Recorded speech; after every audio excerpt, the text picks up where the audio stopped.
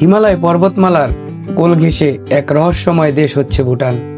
পৃথিবীর একমাত্র দেশ ভুটান, যেখানে মানুষের সুখের হিসাব করা হয় গ্রো ন্যাশনাল হ্যাপিনেস দিয়ে।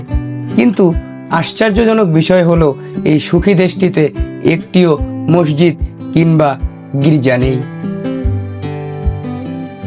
ভুটানের মোট জনসংখ্যার প্রায় 80% বৌদ্ধ ধর্মাবলম্বী, বাকি 20% মানুষই হিন্দু ধর্মাবলম্বী।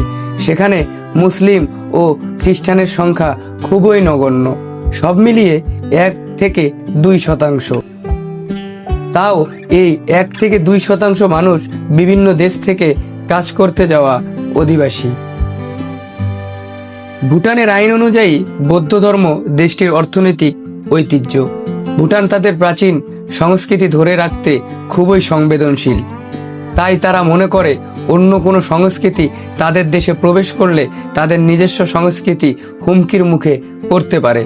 তাই দেশটিতে কোনো নতুন ধর্মীয় উপাসনালয় তৈরি করতে হলে কেন্দ্রীয় ধর্মীয় সংস্থার অনুমতি লাগে।